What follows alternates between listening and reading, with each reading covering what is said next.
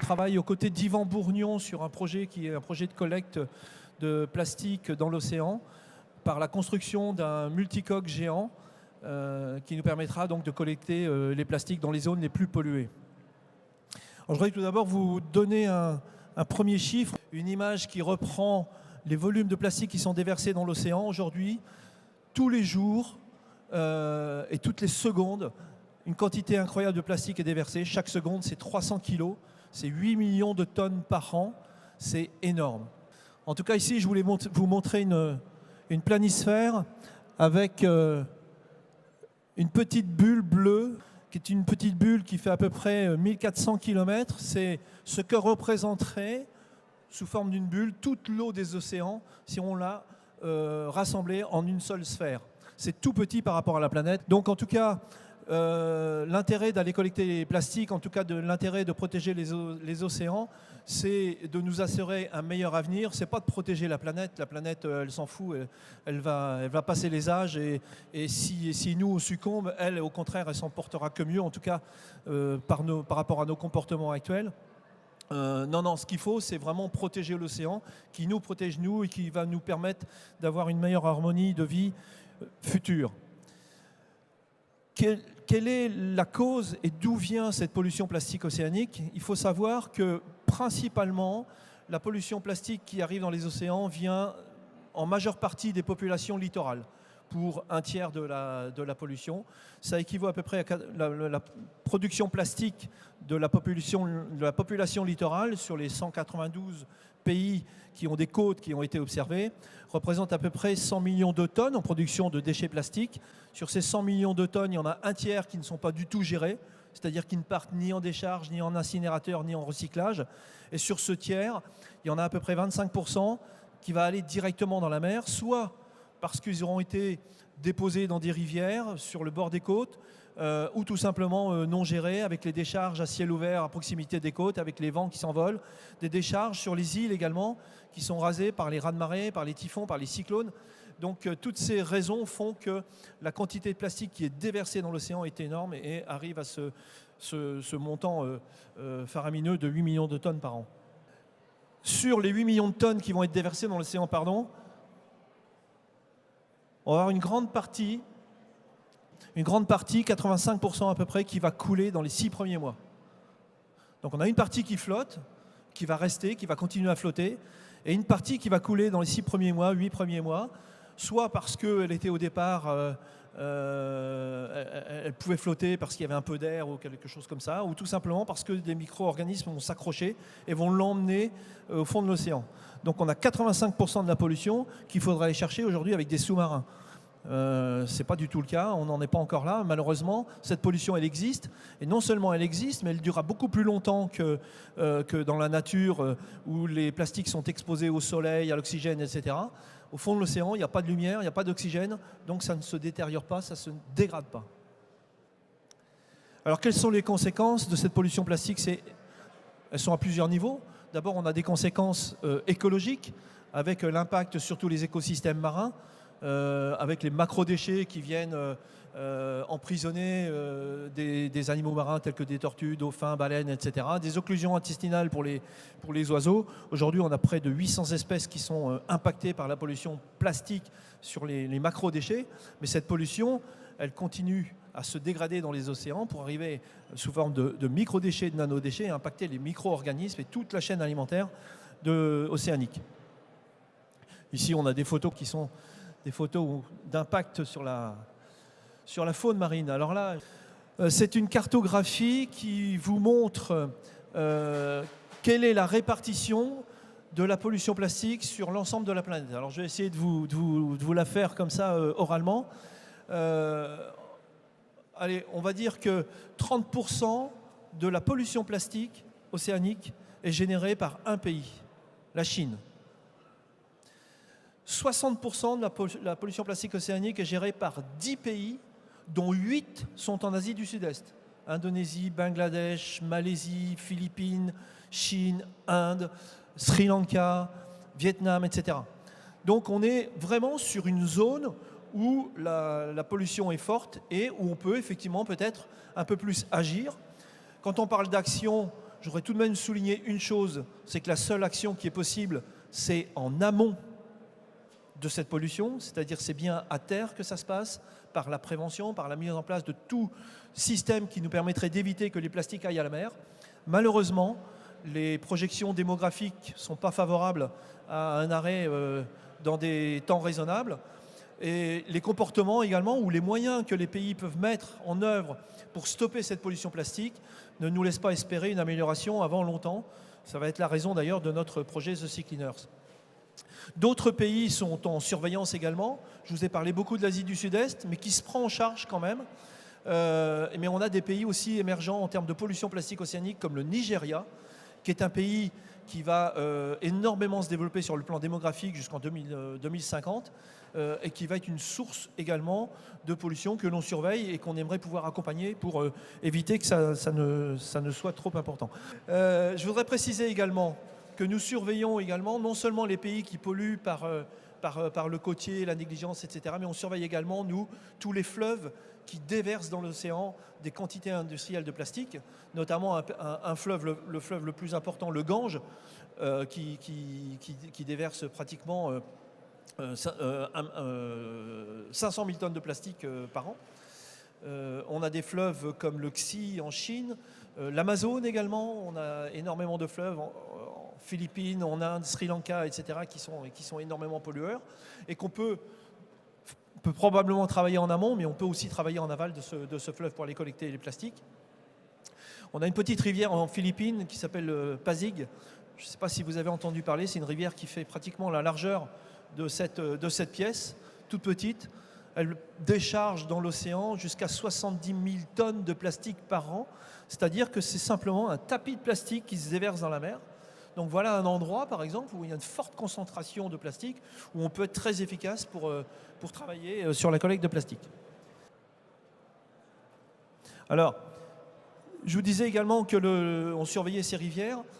D'autres lieux dans le monde font partie de notre surveillance. C'est tous les lieux de catastrophes naturelles. 2002, le tsunami a complètement rasé une île poubelle aux Maldives. Je crois que notre intervenant juste derrière, James, va peut-être en parler. Mais en tout cas, les Maldives, où cette île a été complètement rasée, on a 170 îles autour qui ont été polluées par les déchets en général et par le plastique. On a l'actualité récente, on a un deuxième tsunami en 2011 au Japon, dont tous les déchets vont naviguer sur la partie nord du Pacifique. En 2012, commence à lécher toutes les îles Hawaï et maintenant se retrouve sur la côte californienne avec deux éléments. D'abord, le plastique qui se dégrade dans l'océan et qui se réduit dans l'océan sous forme de petits déchets, ensuite à partir de macrodéchets, petits déchets, donc microdéchets. Et on a constaté très récemment que ces microdéchets continuent à se transformer en nanodéchets, en microparticules qui sont directement assimilables par les organismes marins. Mais revenons aux macrodéchets, c'est-à-dire que le tsunami, par exemple, du Japon, a déversé sur tout le Pacifique des déchets énormes, par exemple des carcasses de bateaux. Et on vient de retrouver, par exemple, une carcasse de bateau qui a dérivé dans l'océan, qui s'est chargée d'organismes qui viennent s'installer dans des endroits où ils n'ont jamais été. On a découvert sur les côtes californiennes une barque avec 270 organismes vivants qui n'avaient jamais été observés sur les côtes californiennes. Donc vous voyez ici, on a des espèces invasives qui vont être déplacées dans l'océan. Donc on a des conséquences écologiques qui sont très importantes également à ce niveau-là. Donc on observe toutes les catastrophes naturelles, typhons, cyclones, tsunamis, inondations également, Bangladesh par exemple, où les inondations vont ramener des plastiques à la mer. Et tout ça fait la justification de notre projet de dire, eh bien oui, il faut agir en amont, mais notre action, puisqu'il y a déjà des actions en amont, notre action, fort de ce qui vend, mon collaborateur sur ce projet est un marin hauturier, puisqu'il a fait plusieurs fois le tour du monde, eh bien on a une expérience de la mer et on va aller collecter les plastiques pendant qu'ils sont encore sous forme de macro-déchets, pendant que c'est encore pertinent de les récupérer parce qu'ils peuvent aussi être revalorisables, et aussi avant qu'ils ne se dégradent dans l'océan. Donc c'est notre projet The Sea Cleaners que nous avons monté donc, à partir de 2016 avec un premier design de bateau que vous voyez peut-être ici, vous apercevez, une campagne de crowdfunding en France, une campagne de crowdfunding en Suisse pour lancer les premières études de faisabilité, une présence à la COP22 l'année dernière au Maroc, et maintenant on est en plein travail d'études de faisabilité. Nous avons, je vous ferai presque un scoop, j'espère que vous le verrez, le premier visuel du bateau, je vous le révèle aujourd'hui, puisqu'il a 8 jours, c'est sa première présentation en public. Il va encore être élaboré. Il nécessite encore des améliorations. Donc ce bateau, c'est un quadrimaran, c'est-à-dire c'est un multicoque géant. Il fera 49 mètres de large, pas plus parce qu'il faut passer sur les canaux comme Panama, Suez, etc. On est limité à 49 mètres. 4 coques pour pouvoir être assez haut sur l'eau et pouvoir collecter entre les coques donc, les déchets plastiques. Nous avions imaginé au départ un système avec des voiles classiques pour propulser le navire. Il se trouve que les zones de forte concentration, les zones de convergence des déchets plastiques dans lesquelles on a l'intention d'opérer, nécessite qu'on soit très concentré sur le courant et la concentration, et il n'était pas du tout faisable de pouvoir aller les collecter en tirant des bords, pour ceux qui savent, qui naviguent, en tirant des bords et en allant à droite et à gauche pour aller chercher le vent pour avancer. Donc on a changé la donne avec les études de faisabilité qu'on vient de faire, et on s'est rendu compte qu'on pouvait très bien tirer de l'énergie électrique à partir d'énergie renouvelable sur le bateau. Donc on a 1500 mètres carrés de panneaux solaires sur le bateau, et nous allons mettre 4 éoliennes verticales qu'on appelle des éoliennes Darius qui vont nous produire chacune 100 kW. Avec les 150 kW de panneaux solaires, on est capable de travailler, c'est-à-dire de collecter les plastiques et les traiter à bord à une vitesse de 2,5-3 nœuds, c'est-à-dire environ 5 km/h. C'est relativement lent, mais ça nous permet effectivement de ramasser une grande quantité de plastique.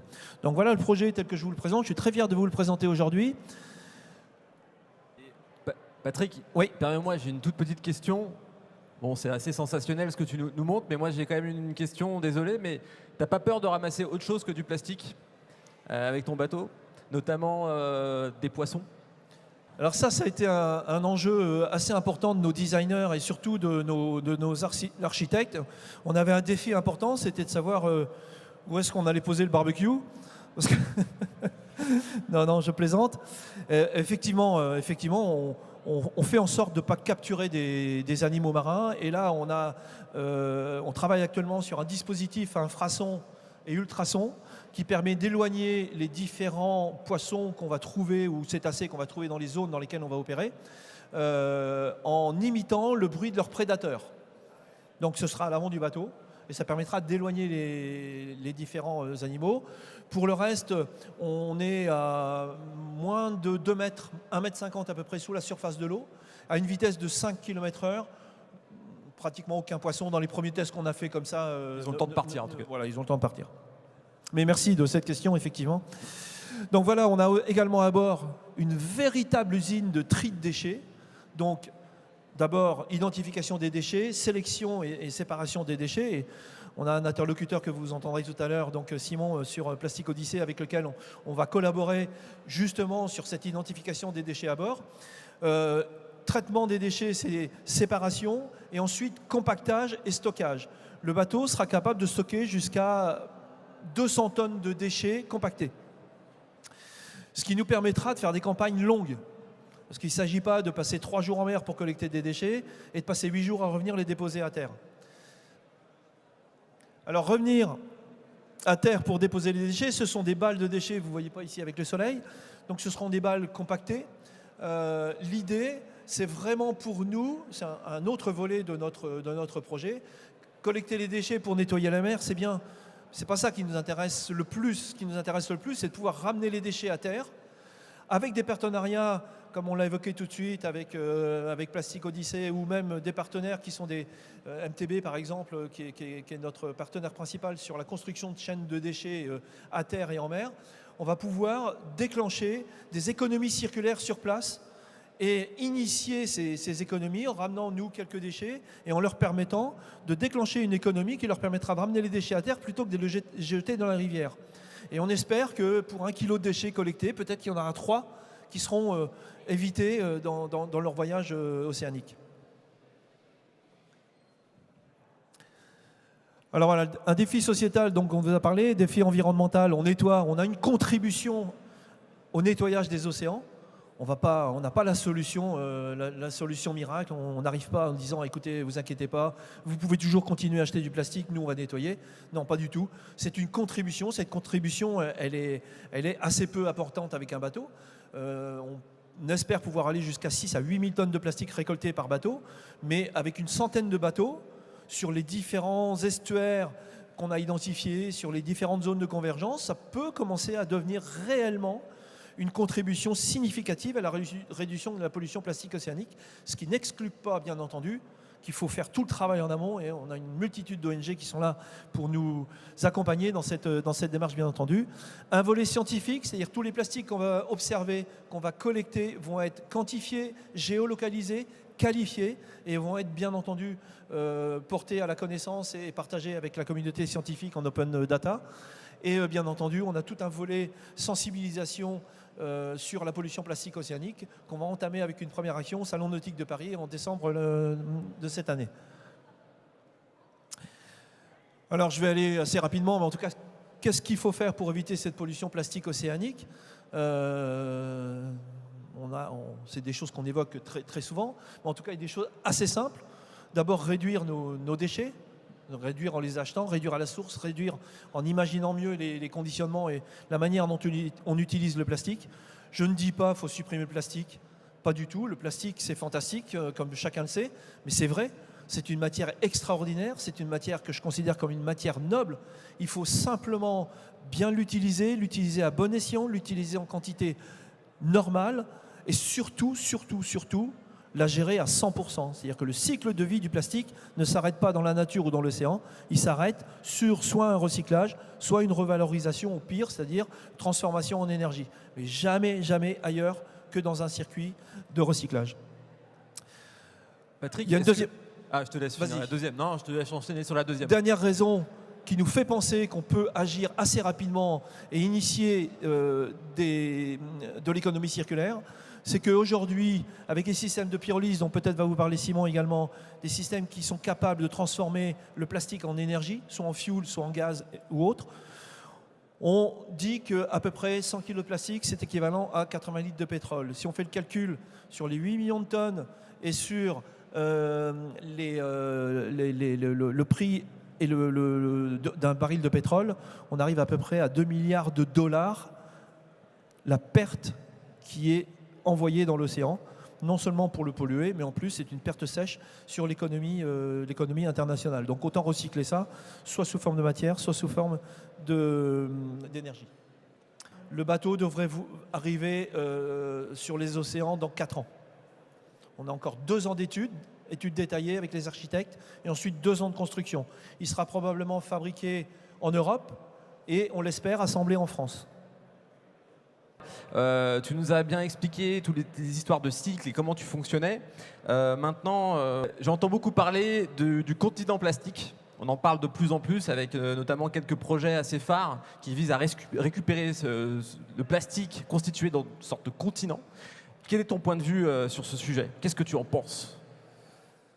Alors, la notion de continent de plastique n'a de réel que la taille des zones qu'on a identifiées dans les différents océans. D'ailleurs, il n'y en a pas qu'un, il y en a plusieurs. Voilà, c'est des grandes zones dans lesquelles le plastique est sous forme de tout petits déchets, environ 5 mm. Et ces petits déchets, en fait, ils sont à peine visibles dans l'eau. Alors, évidemment, sur la grande surface, ça représente une masse très importante de plastique. Mais en réalité, on ne pourrait pas s'y poser, on le voit à peine quand on y est.